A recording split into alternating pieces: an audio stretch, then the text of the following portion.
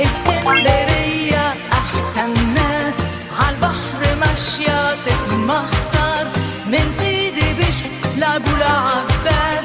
أيو يا عالم عالمنظر، أيو يا عالم عالمينا، وشوق بيتمرجح بينا،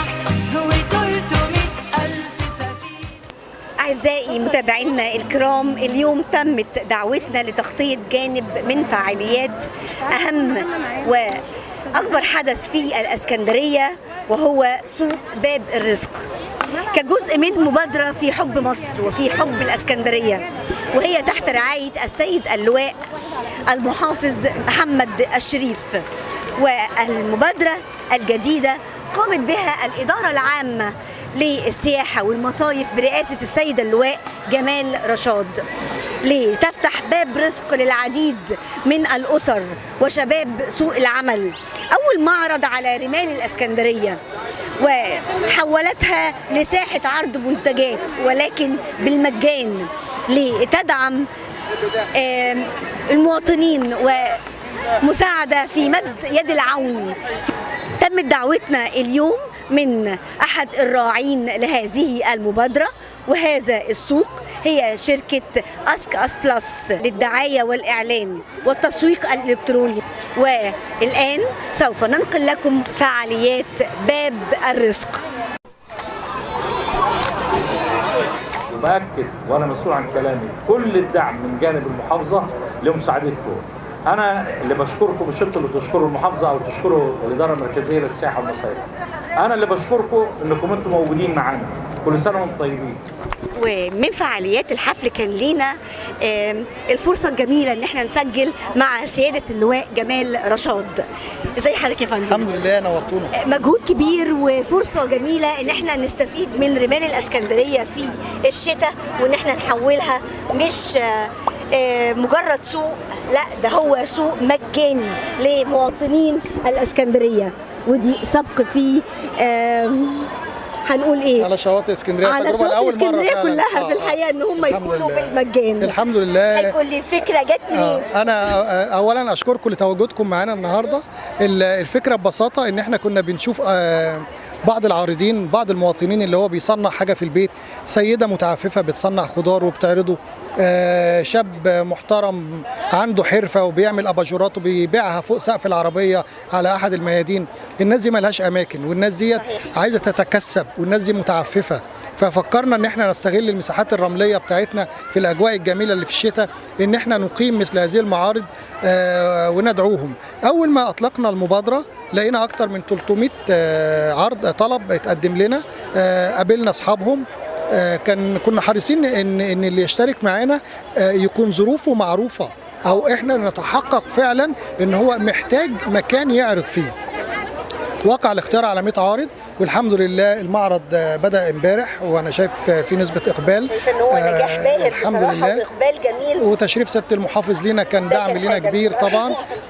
فانا بقى بطلب من كل البرامج ومواقع التواصل ان هي تعمل دعاية علشان الناس اللي لهم معروضات. انا نفسي ان بانتهاء المعرض حاجتها كل الحاجات تخلص تتباع بالظبط كده، وانهم عاملين معرض تاني. هو ده الهدف من اسم المعرض، باب رزق. باب رزق، ايوه. فده طلبي منكم. عايزه اقول لحضرتك ان الحمد لله زي ما يكون ربنا عالم بالجو الناس كمان. الجميله دي. الجو جميل جدا يعني مين يقول ان احنا دلوقتي في ظل نوة المكنسه. صحيح. المفروض الجو متقلب، لكن الحمد لله ربنا كريم، وعشان الناس دي تبقى مبسوطه ويروحوا في نهايه اليوم وهم مرضين. يعني انا مش عايز اطول على حضرتك، ولكن ليا يعني مداخله جميله. احنا كنا زمان او من سنه فاتت احنا كنا بنسجل مع الناس دي في الشارع، وكنا مسميينهم مبادرة الشغل مش عيب.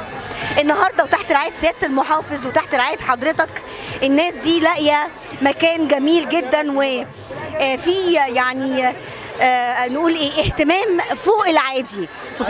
بص، انا عايز اقول لحضرتك حاجه. في بعض العارضين قالوا ايه؟ قالوا احنا نفسنا نيجي بس مش هينفع. ليه؟ قال انا المكان بعيد عن المعرض وما عنديش عربيه وما عنديش. بعتنا عربيه من عربيات الاداره تروح تجيب اكتر من عارض. ادي نقطه. النقطه الثانيه، في ناس كانوا بيمشوا امبارح وبيلموا حاجتهم خايفين عليها. قلنا لهم ما تقلقوش، حطوا الحاجه هنا واحنا هنعين امن وهنحرس لكم البضاعه لحد تاني يوم الصبح. كل التسهيلات مقدمه للناس الطيبين اهالينا علشان فعلا يبقى اسم على مسمى باب رزق. جزاك الله كل خير. احنا النهارده في معانا شركه سبونسر وهي اسك اس بلس، هي سبونسر كبير في المعرض، وكان لينا كلمه جميله حضرتك لسياده اللواء. انا بشكر حضرتك على المعرض الجميل دوت، حقيقي معرض جميل ومشرف جدا، وان شاء الله تكون سلسله معارض بعد كده تكون مستمره باذن الله، مش هيكون معرض واحد بس، ان شاء الله تكون سلسله كامله باذن الله، ان احنا بنساعد كل اهل الخير ان شاء الله في معرض باب رزق يكونوا مكملين معانا ان شاء الله، وننجح المعرض باذن الله باذن الله باذن الله ان شاء الله. ان شاء الله اسك اس بلس يبقوا موجودين معانا في كل المعارض المتكرره اللي جايه ان شاء الله. ان شاء الله. ميرسي جدا، وانا فخوره جدا اني قابلت حضرتك النهارده. شكرا. ميرسي جدا يا فندم. والنهارده من مبادره باب الرزق معانا لقاء مع حضرتك. اسمك ايه؟ صفاء جابر. اهلا وسهلا بيكي. قولي لي اشتركتي في المعرض ده ازاي؟ خلال بيبقى الجروب بتاعنا منزلين لنا اي معارض جايه، بننزل حاجه وبنشتركوا عليها، بنروح نقدم. رحت قدمت في هناك وقبلوني الحمد لله. ميزه كبيره في اسكندريه موضوع الجروبات المنتشره دلوقتي، وخصوصا ان احنا مهتمين جدا بالصناعات اليدويه وبان احنا نخلي كل مرأة بتقدر تعيل أسرتها. انت شايفة الموضوع ده مربح؟ هو بصي مش هقولك، في ناس ممكن يكون ظروفها مش كويسة، يعني سواء كانت مطلقة أو أرملة، أنا واحدة من دول. فهو بالنسبة لي طبعا أنا فاتحة بيت عشان خاطر أولادي، ما عنديش حد يشيلني، والمعاش اللي بيجي مش كفاية، فأنا لازم أشتغل بإيديا.